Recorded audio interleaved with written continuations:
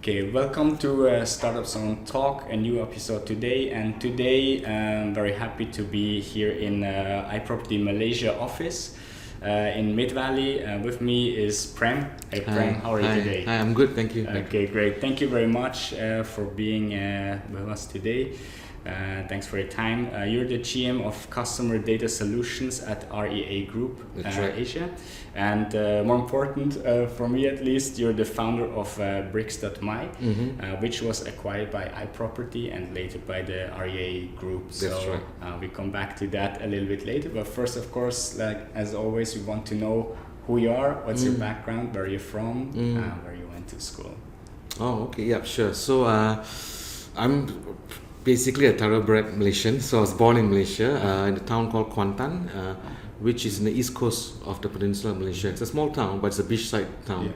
Yeah, so I probably grew up as a beach bum in there. So kind of like came to KL for studies. With college and all that, and then generally I was in computer line, so I was a programmer, started off as a software developer, and you can imagine that was early 90s, so it was things like COBOL and AS400, which probably not many people understand that now, but but eventually I decided to further my studies, and that time in the 90s, right, there were no things like, you can't do degrees in Malaysia. It's called twinning programs, so you got to do 2 years in Malaysia and then you got to finish your final year in another country. So what I did was I finished my 2 years, but I started working because my dad couldn't afford to send me to overseas. But after 4 years of studies, I decided that I needed to finish my degree course, and this was in UK. So obviously my mom was happy, my dad was not, because he had to find the money, right? So eventually, there's one thing we love, which is orchards, fruit orchards. So my dad had a durian orchard at that time, I mean, a small 2-acre orchard. He had to sell it off. So to send me, and that was in a year which I think everyone remembers very well, 97, 98. So that was the financial crisis which hit, So I remember when I went to UK, it was £1 was like 4 ringgit in September. In December, it was 8.4. Oh, wow, okay. So my dad's whatever he had shrunk by half. So he called me up and said, I can't send you the money. So I think that was one of those moments when I realized that you're in a foreign country and you got no money, and it's just like the third month of your studies. You got 9 more months to study, right? And I bought a one-way ticket, so because we could only afford one way that time, I think that's when the independence kicked in, looking for a job, and then you got to study at the same time, so weekends. So people ask me, how was your UK trip? I said, I don't remember. My UK holiday, all I did was work and study. So what was your work? What kind of jobs did you do? No, it was actually kind of like a tele-sales person, with your headphones and the mic. You take orders from this. Its company is called Cable and Wireless. So you got guys, salesmen on the ground who kind of meet people and then sign the deal for cable. Then they call me up straight away and put in the order online. Those days there was no iPads or touchpads, so you just punch it in, right? So they call in and I'm in the front of the screen and punching in, all that. So that was, I think, the part about being independent and responsible kind of kicked in at the age of 20 plus, So when I came back, the reason why I went to UK was because I wanted to focus more on the business aspects of IT. But when I came back, unfortunately, I got back a programmer job in the insurance company. But 2000 was the kind of like the change, where the .com era kicked in, and I joined one of those .com companies as well, And that was where the passion for web and digital and started at that time in 2000. And it was still modems, with the funny sounds and all that. But it came with the .com burst. It came with this, so we went through that process of the bubble, the burst, the retrenchment, the jobless situation, then trying to go on my own. I went back to Kuantan, started up a digital agency, a web agency, tried to build websites for SME companies and all that. That didn't turn out well because I knew the difference. That's when I learned the difference between a company which takes out their own money versus a company which spends money which is budgeted. by the company. So if it's a company where everything it's their own money, right? It's quite difficult to kind of like justify why you want to build a website. This was in 2000.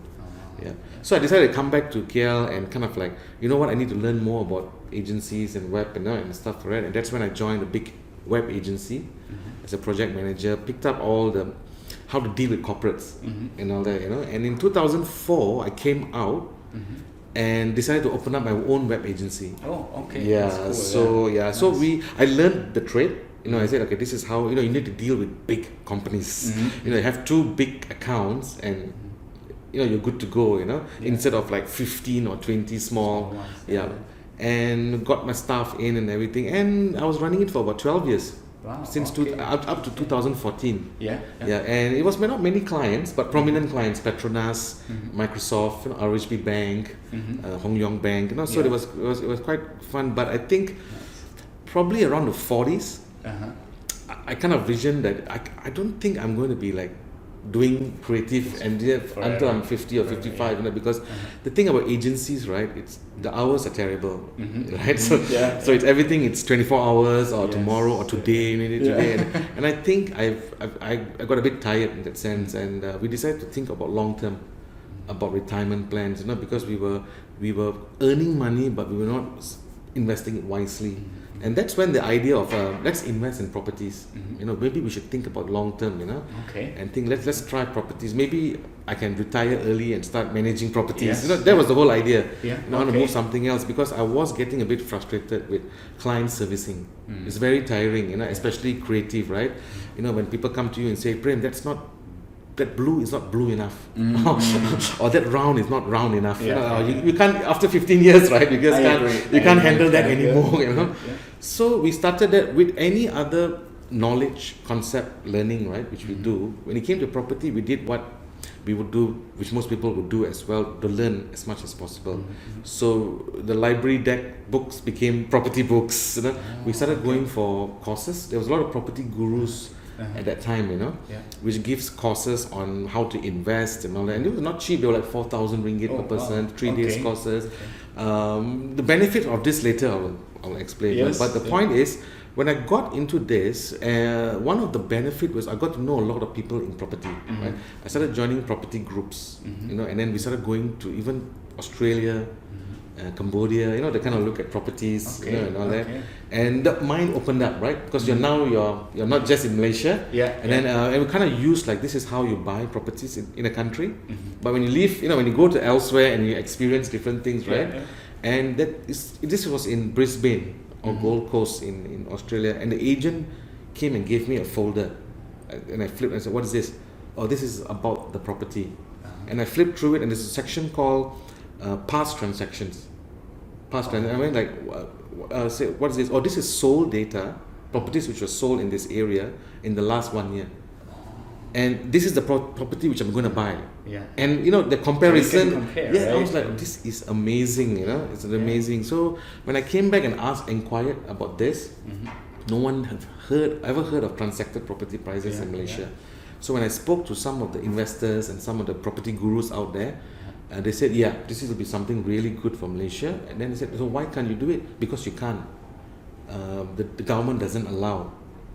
They have the data. After investigations, I found out that we have the data, but they don't allow the public. They don't share it? They don't share it. No, it was like specifically for valuers and real estate agents only.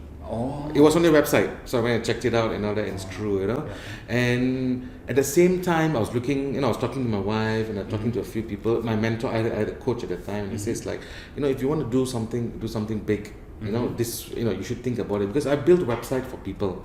I in fact revamped Star Property website, and Masing, the prominent developer, was my client. So if you can do all this, why not do something on your own? And after that research, I found out that one of the biggest problems in Malaysia was the visibility of this transacted property prices. Okay. So that's how from that point, to answer your question, it's kind of like a combination of my history, who I am, and also to the point where Okay. yeah, that was the decision. So you combine basically your profession, what you did, the web-based things, with your new interest, the properties. You put that together, and then you founded correct. A lot of the stakeholders in the industry Yeah. looked at me as the person who, like, you know what, you had the capability and the resources to actually build something because you've done it before, you know. So that's That was amazing. it, yeah. Okay, so I get the point already how you came up with the idea. So yeah. again, Brickz.my was the web page that you launched. Yes. And I read that it brought the values for homeowners and investors and real estate agents by providing them reliable and accurate property prices in Malaysia. Right? Yes. That sounds simple, but Yeah. I mean, you have to have the idea, of course. Yes. How you get to the idea, amazing. And so how did you build the company around that? So you said already the challenges, the government at that time did not allow to share that data. So how did you in the end manage to acquire that data or get the data and be allowed to put that on your Correct. webpage? I mean, till today, a lot of people still ask me that question. You know, like, you must know somebody in the government, you know, or something like that, you know, or you must have something under the table or something like that. This was what part was interesting, you know, because looking at all those big companies out there, I was like a nobody, you know, a nobody. So what I did was I did something which I think till today would have been probably that one decision which changed everything, you know, because the website of the government, which is the valuation department, the call I made to the valuation, everyone said the same thing. No, you cannot get the data unless you're a valuer. You know, so I put the phone down and I saw the replies from the emails and I saw the website, and that one decision I made, I decided to drive down to that department. So this department, the HQ is in Putrajaya, right, under the Ministry of Finance, but they have branches. Each district, the branch collects the data for that district. So so I stay in Subang Jaya, right? So the closest branch to me was Shah Alam, which was a 20-minute drive, you know. So I got the address and all that. I said, you know what, I'm just going to drive down. And they had this thing called a counter where valuers can go and buy the data by showing the valuers. So I went to the counter and this lady was there. I said, yes, can I buy transacted data? Yeah. And I went like, so I was like, okay, I said, what do you want? I said, what can I get? I said, I mean, do you want all the data? Or what, how can I buy it? Well, you can buy it by the district, or you can buy it by building type, or by an area. So I went like, Subang Jaya? She said, yeah. All properties?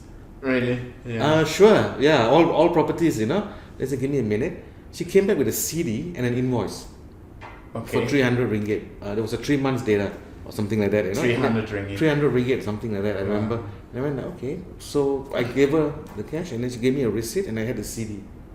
And I got into the car and I was driving back, you know. I was like waiting to get into my room, my study at home, you know, to put that CD in, you know. And when we put the CD in, there was part joy and part shock, you know, in the sense of the joy that I could see. It was in text format, text file. But the horror was the quality of it. You know, the text file, you can even see columns and all that, right? But there were so many gaps. And missing data and stuff, right? But so it took me about 3 months plus to kind of like validate that data. Wow. And eventually it made sense. It made sense. So I spoke to my team. So I had an agency, right?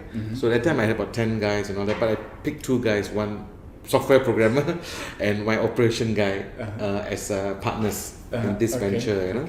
Said, do you want to do this? And they were like thrilled. They said, yes, they want to do this, you know. So another decision point which made us successful till today was this point where it was not about building the website, it's about building a system that's able to clean the data. So because at that point of time we realized, you know, if we do this, someone could replicate this and easily kill us. You know, we were like the small startup, right? Big corporates out there. Even iProperty, we were worried about iProperty might just replicate the whole thing because they were the number one at the time and all that. So we had to find a niche. And we decided to put that niche into accuracy, to build a system that's able to automatically, because we calculated there were 39 branches of this valuation whole of Malaysia, which means 39 districts. 39 districts. No. So we said, how are we going to get those CDs? It took me 3 months to get one area. There's 1,000 over areas in Malaysia, you know. So that's when the strategy was to build some form of pattern recognition system or static that's able to identify issues and fix it. Okay. Yeah. So the value you want to provide is not only the data, because that was available, but have clean data, right? Correct. Data Because available for everyone. Correct. It was not.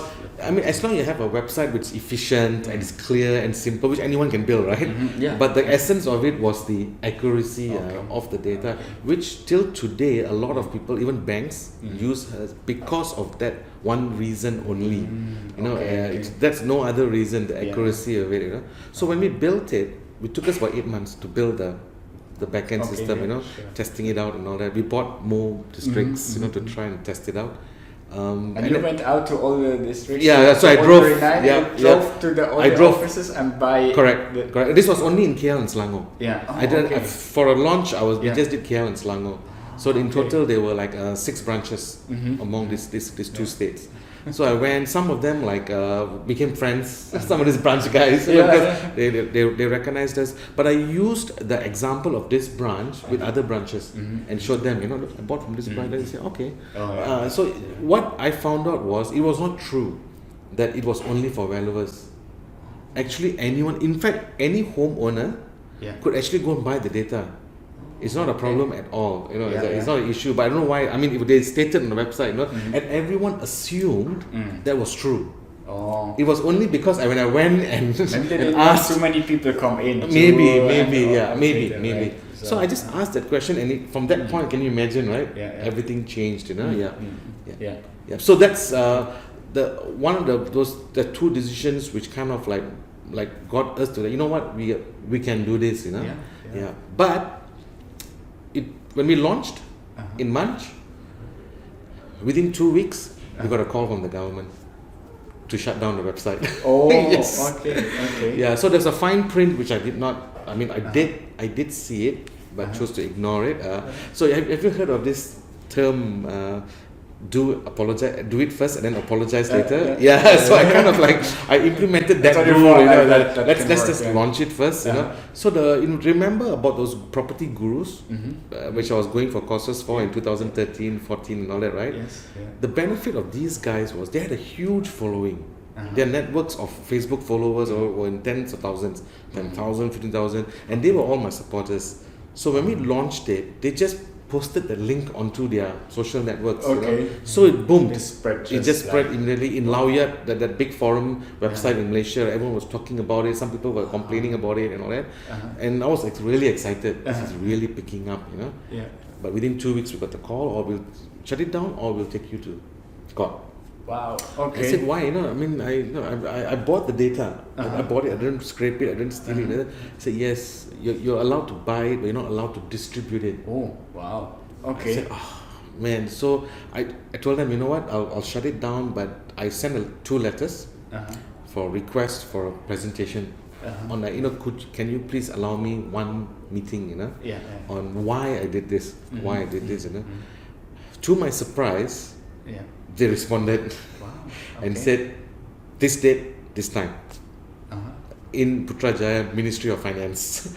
Oh man, can you imagine?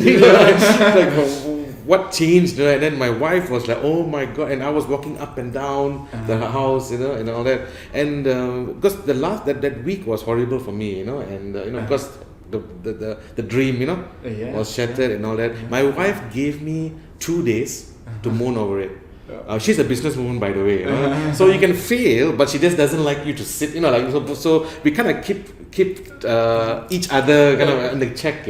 So I'll be on the sofa, eating chips and watching Simpsons and South Park. So just to get the mind off. So she allowed me to do that for 2 days.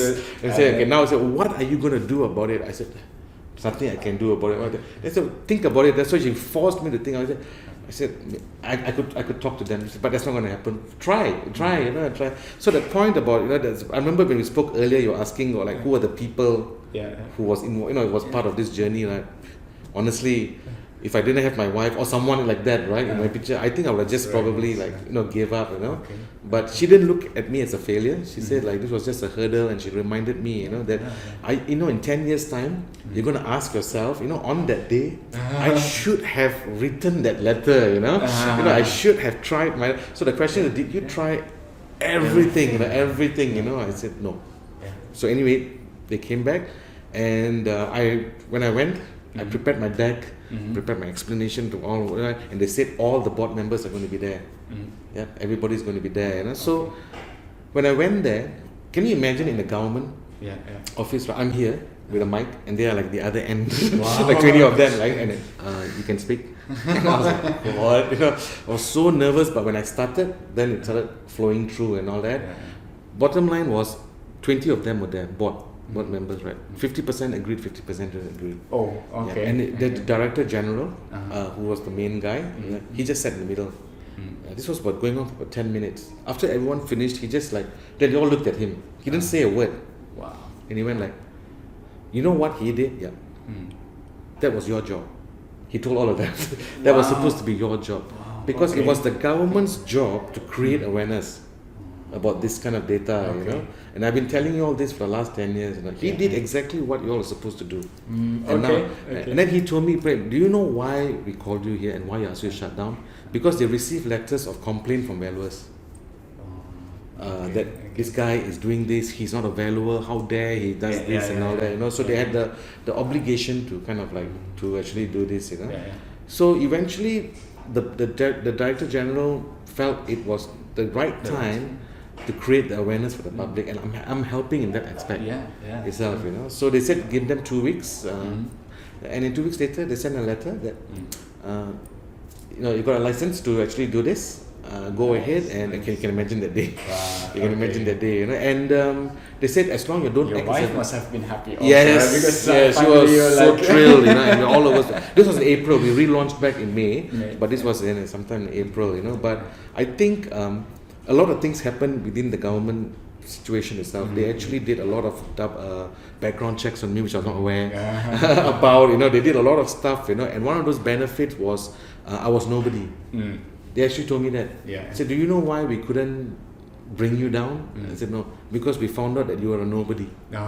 It didn't look good because the forums were all there. They were already.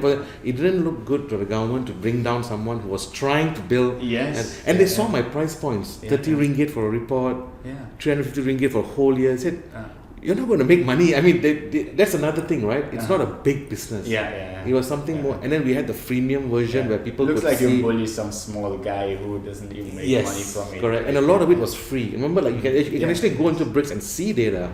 It's only if you need to know more, you pay. So that was amazing. Okay, that's a cool story, and the story goes on. You grow you grow fast.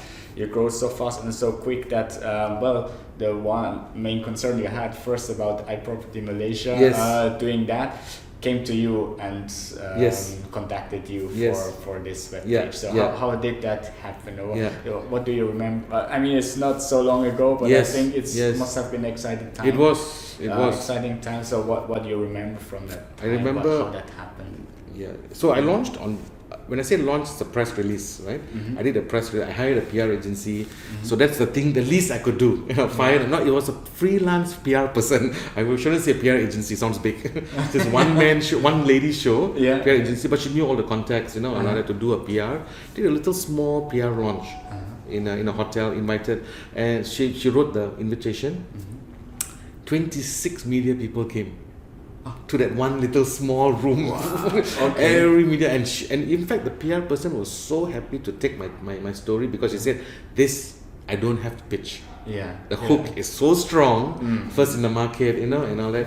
And in fact, 1 week before my PR launch, Edge came out with, because what happened was when I got the policy changed, so by the way, the government had to change their policy on transacted data to allow everyone, which he told me that, Prem, this means anybody now can do it. Open, so everybody had to be fast on this, So Edge was on iProperty was already thinking of launching this as well, So when I launched it, it came out in every press, I came out on BFM, I came out on TV, like that.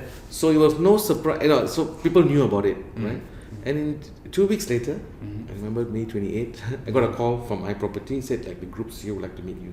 I said, wow. And my wife looked at me, and she looked at me and said, "What? There's any possibility it could have been a partnership? They want you out of business, yes, or anything, it was. right? It was nothing. I had no. There's nothing in my mind that was acquisition. I said, no way, because I haven't proved anything yet, right? Income wise, usage wise, it was very new, idea, very new. Yes.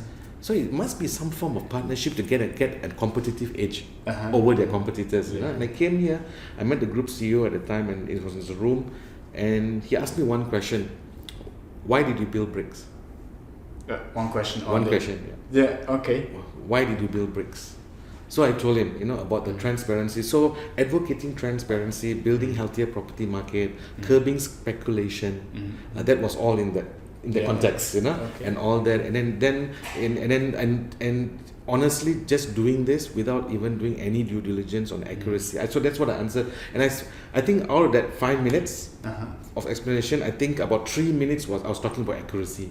Okay. 2 minutes was about the whole national, curb speculation, healthier property. The other 3 minutes was accuracy, and he said, okay, thank you, very well, exactly, I agree. He took a blank piece of A4 paper and he drew out a plan. Okay. iProperty, this and this, and he looked and he said, this is Brickz, yeah. This is my plan. He said, I couldn't understand the plan. I said, what does that mean? I said, in order for this plan to work, we need Brickz to be part of us. Right? Okay. I said, okay, so maybe I can do like a partnership, have some data in iProperty. We're like, no. We are looking at actually, proposing to take over, to acquire, Wow. That's it. It was 5 minutes of my explanation and 1 minute of his, and he just told me to go and think about it. But he spent some time to explain about the vision, his vision, what his vision is, and this and that, all that kind of stuff. And what was clear to iProperty at that time was to find someone who loved data, but at the same time also loved property.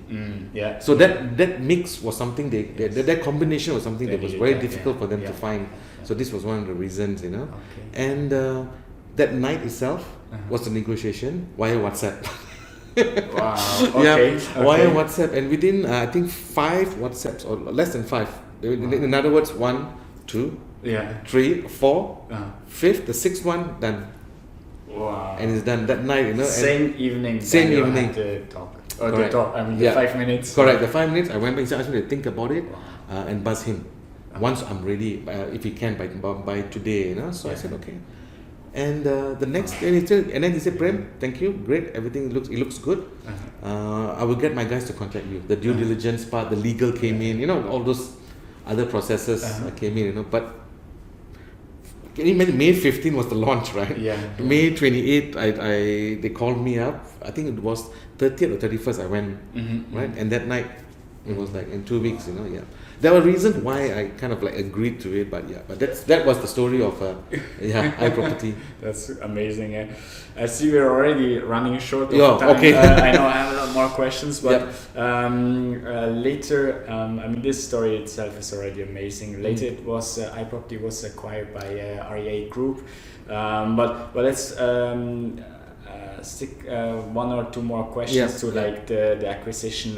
What was also your thoughts? Like you had fears, or how was the process for yourself? Because that happened in 1 day, and you launched only 2 weeks before. That sounds all crazy, right? And it's like correct. But what was the process you went through in this time? So what really made you decide in the end?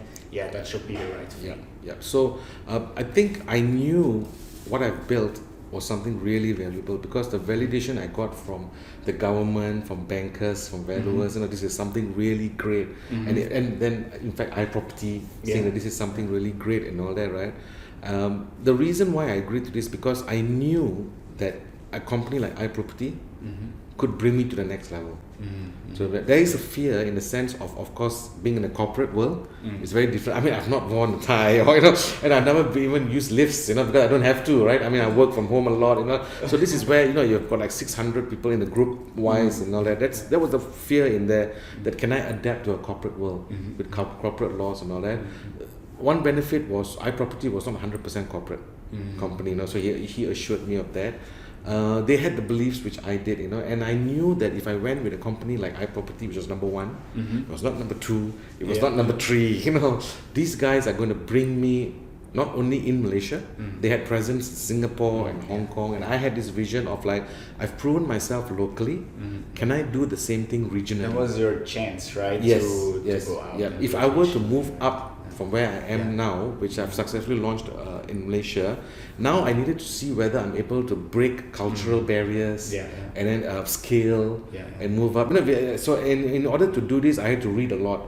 So I read a lot of books like Planet Google, The Facebook Effect, where it talks a lot about acquisitions and what they actually went through, and all that. And the storyline was kind of like the same, that the main reason why you built it was still there across the whole journey. Do you ever regret it? No. No. Because what I believed at that time till today, it's still happening. I'm reaching more agents, I'm reaching more developers, I'm reaching more consumers than being a small entity. And then compared to where we were talking about 10,000 agents, 300 developer clients, and one meeting, one event, I can meet 500 agents, and then get feedback, So in that sense, it's been good. Yeah, that's amazing. So great. I really love that story. Thank you. I'm happy you find the time today to do that. Thank you. Well, my pleasure. Appreciate that. Maybe you can give a final sentence to our audience, maybe startuppers or the students. Like learning from your story, what is the one thing that you would like to address to them or give them on the way? So at that time I did not know what it was, but today repeating and replicating what I've been doing, which I did 4 years ago, today I've built a lot more products, a lot more data products in the progress, right? Remembering what I did for the first time, to really, when people speak about use cases, right, or business cases or pain points, this is really, really, really important in the sense like what is the problem that you're trying to solve, right? Is it big enough? Is it really a big enough problem? Because there's so many people who come to me with problems. When you go deeper into it, right, it's kind of superficial problem, it's not really a big problem. So the first part is like, is it a really big problem that you're solving? And number two, does that problem involve a large enough community? Of people, that you're really solving. If the answer to this two is not yes, or maybe, or I'm not really sure, right? Yeah, I think possibility you might be successful, but I don't know to what extent. But and same time, finding this real problem is not easy, because people.